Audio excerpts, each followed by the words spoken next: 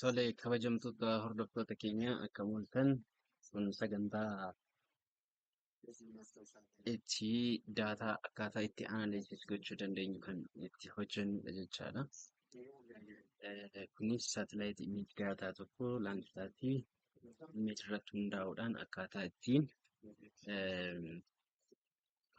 ittiin imeejii keenya yookiin laandisaatii keenya irraa analysis garaagaraa hojjechuu dandeenyu kan nutti agarsiisudha jechaadha.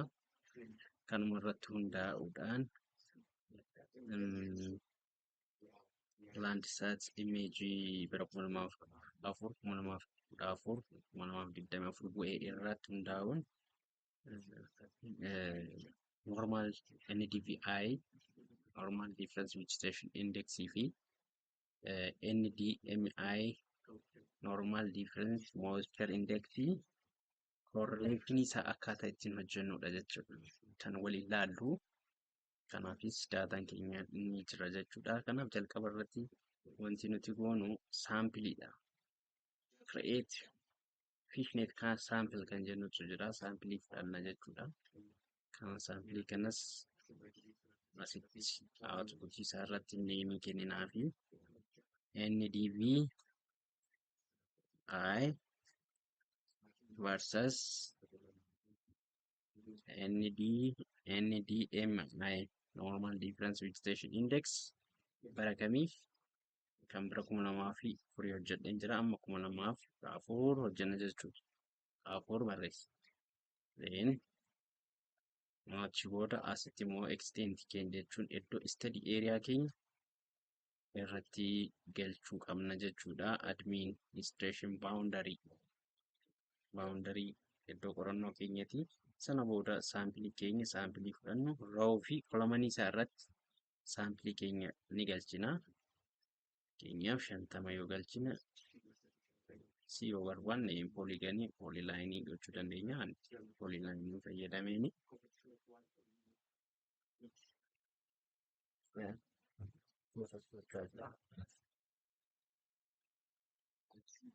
amma process gochaatii jira jechuudha. Ganna waan ta'eef kana process gochaa jira jechuudha. Ni eegna.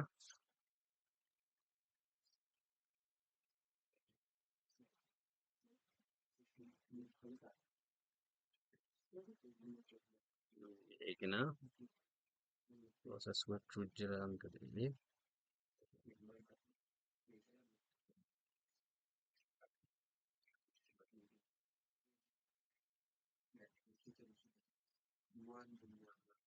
Okay. Xumureedha jechuudha. Asitti kun saampilii keenya nu xumureedha amma. Xumuratimee jira jechuudha saampiliin keenya. Kana booda maalidha inni kan itti aanu saampilii keenya kana bannee ilaallu attribuut teebilii isaa banneeti ilaalla. Attribuut teebilii isaa bannee gaafa ilaallu asitti inni DVI fi normal difference vegetation indexiin asitti dhufuu qaba. Amma saampilii kireet goone wanta ta'eef isa fiduudhaaf immoo maal goona? Extract tool keessa galuudhaan extract multi value points kan jedhu irra gallee baasna. Achi booda saampilii kireet goone insert goone sana booda mooyyuu maalidha? NDVI keenya galchina jechaadha.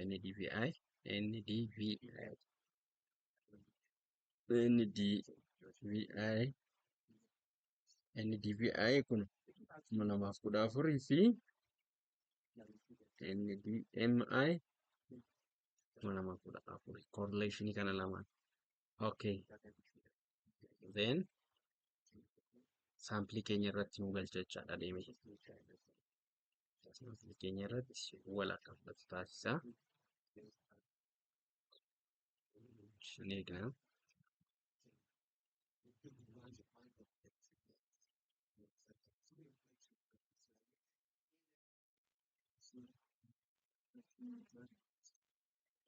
Xumureetii jira jechuudha amma.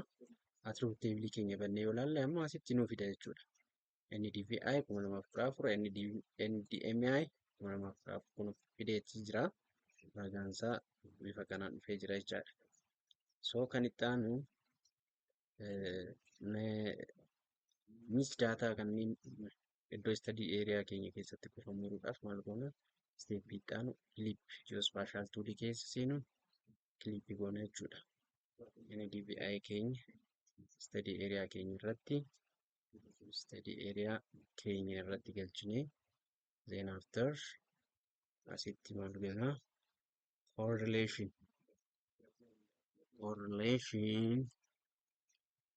of NDVI correlation NDVI versus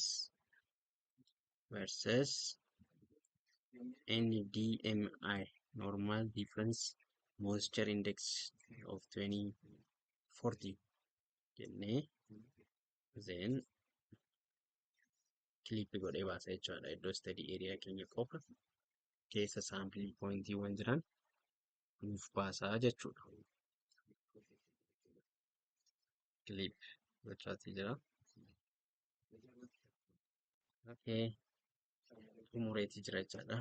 Clip godhee kanaaf isa kana ni balleessina.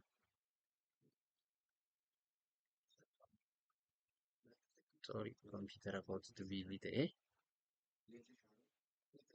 Isa kanaafi remove nara goona jechuudha.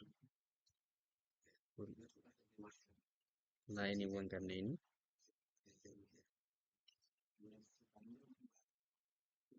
laayinii fi isa kanas remove goona jechuudha.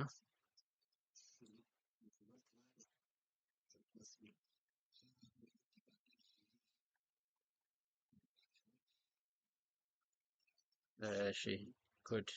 Ittaan sudhaan isa kana attribute table isaa gaafa bannu analysis correlation keenya bifa kanaan arganna jechaadha. Missing data yoo jiraate missing data as jiru jalqaba irratti clear gochuu qabna. Isa balleessuudhaafis immoo asittiin select gochuu qabna jechaadha. Ascending order erga gooneen booda select this unnecessary data. Then we can make it start NDVI and NDMI.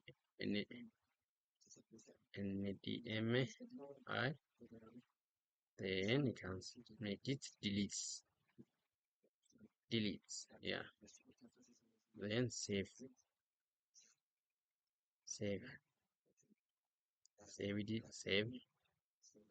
stop editing. Then after, and also you can again check it for NDVI, the ascending order. So there is no missing data. If there is missing data, it comes at the first. According to this, therefore now we are cleared our missing data. Then after we can create, the next step is to create the graph. So the next step is to create a graph. So you can click on the table and create graph on GIS. Then you can select the scattered plots. Then after you can insert the y-axis and make it this one elongated. Then here you can NDVI. There is NDVI. Next we can have this is what we can minimize this one first. We have range. We need then new function. In new function, trend is galchina jechuudha. Then you can select the color what you want. Sorry. Then next here the legend should be in the bottom. So events. If you event at the left, you can say it's at the right or at the bottom. Sorry. Then after you can edit. Also here the NDMI and that way I went to this capital letter NDMI normal difference moisture index. Another for NDVI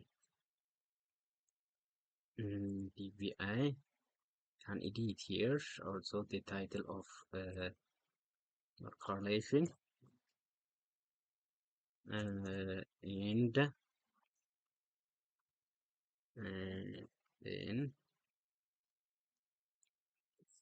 mm, then you can search in this way. Finally finished. Then you can say it's exports GPG dha yoo barbaanne GPG dhaan kana resolution isaa hagam akka ta'u qaba 400 then save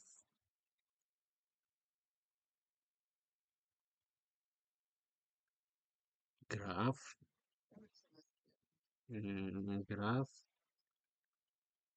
of NDVI versus NDMI of the 14. Then you can save it. Save. Then okay, here we can have got from this safely save NDVI graph of NDVI versus so here where we look to save it. Okay, another this also can copy this one into select gochuudhaan gara exit keenyaaf fudhachuu dandeenya jechuudha. Isa kanas yoo barbaanne giraafii jechuudha hojjechuu hin dandeenya karaa biraatiin fiduudhaan paste. Then can delete this one. Delete. Bifa kanaan fiduu hin dandeenya jechuudha. Then after yoo barbaanne asirrattis select goone create gochuu dandeenya jechaadha. Insert graafii keenya. Okay. Kana graafii keenya bifa kanaan banuu dandeenya jechuudha. Asitti ilaaluu dandeenya barbaanne. Kan make it copy jennee gara iddoo projectii keenya hojjennutti geessinuu hin danda'ama jechaadha. Bifa kanaan asitti galchuu dandeenya jechuudha. Then save gochaa deemuu dandeessan asitti.